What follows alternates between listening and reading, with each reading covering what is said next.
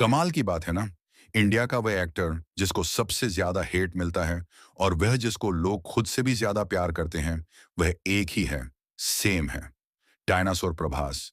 नफरत करो पसंद करो, लेकिन इग्नोर करने की हिम्मत कोई कर ही नहीं सकता, जिसका सबसे बड़ा रीजन है इनकी फिल्मों का सिलेक्शन। आप दिखा दो कोई दूसरा एक्टर जिसकी फिल्में एक दूसरे से इतनी अलग होती हैं, और जो आगे आने वाली है वो तो बिल्कुल ही आउट ऑफ सिलेबस सिनेमा होगा। और उस लिस्ट की शुरुआत हुई है फौजी के साथ। जी हाँ, जेड वाला फौजी, जिसका फर्स्ट प्रभास पोस्टर उनके बर्थडे पर रिलीज हो चुका है। और देखते ही काफी लोग कंफ्यूज भी हो गए कि यह प्रभास का कोई पुराना फोटो है क्या, क्योंकि पोस्टर में प्रभास पीछे की तरफ एज कर रहे हैं, काफी यंग दिख रहे हैं। पोस्टर में ब्रिटिश का झंडा भी साफ दिखता है, माने फिल्म 1930 से 1940 के आसपास में सेट होगी, जब देश में आजादी की जंग चल रही थी। वहीं से फौजी बाहर आएगा।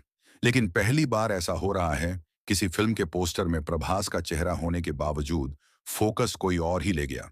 वो श्लोक जो इस पोस्टर के साथ लिखे गए हैं, एकलव्य से लेकर अर्जुन और महान योद्धा कर्ण, सबका जिक्र करते हुए प्रभास की फिल्म के मेकर्स ने फौजी को महाभारत के साथ कनेक्ट कर दिया है। वो अर्जुन जो युद्ध भूमि जीत चुका है, वो कर्ण जो पांडवों की तरफ से लड़ रहा है। ऐसा एकलव्य जो बिना गुरु के आगे बढ़ रहा है, वो जिसको किस्मत ने योद्धा चुना। श्लोक का मतलब तो पता चल गया, बट एक बात बोलूं, ये पोस्टर जितना दिख रहा है ना, उससे कई ज्यादा बड़े बड़े सीक्रेट्स छुपा के बैठा है। चलो आज दिखाती हूं आपको फौजी की असली दुनिया का असली खेल। प्रभास की फिल्म 2026 का सबसे बड़ा सरप्राइज कैसे और क्यों बन सकती है, समझ जाओगे। देखो, 1932 के साथ फिल्म को जोड़ के प्रेजेंट किया जा रहा है, और यह सीधा सीधा इशारा है फौजी में सुभाष चंद्र बोस का कैमियो 100% होने वाला है, कंफर्म। 1932 में उनको जेल में डालने की कोशिश तो की थी, लेकिन अगले ही साल उनको छोड़ना पड़ा था। और वह किसकी वजह से हुआ था, वह आज तक किसी को नहीं पता। शायद हिस्ट्री के उसी अंधेरे में फौजी की कहानी शुरू होगी। इवन श्लोक में भी पार्थ शब्द का इस्तेमाल किया है, जिसे अर्जुन को पुकारने के लिए भगवान कृष्ण ने इस्तेमाल किया। मतलब लड़ाई फौजी की है, लेकिन रथ गुरु चलाएंगे। दूसरी लाइन वो कर्ण जो पांडवों की तरफ से लड़ रहा है। माने बहुत ज्यादा चांसेस हैं कि फिल्म में प्रभास एक डबल एजेंट का रोल करेंगे। माने ऐसा सोल्जर जो पहले अंग्रेजों के साथ खड़ा था, लेकिन फिर सही रास्ता दिखाए जाने पर भारत की तरफ से अंग्रेजों के खिलाफ ही लड़ जाएगा। ये कर्ण पांडव बन जाएगा। लेकिन कर्ण ही क्यों, कहीं ऐसा तो नहीं प्रभास का कैरेक्टर शायद किसी गद्दी पर बैठने का हकदार है, जिसमें कोई और बैठा हुआ है।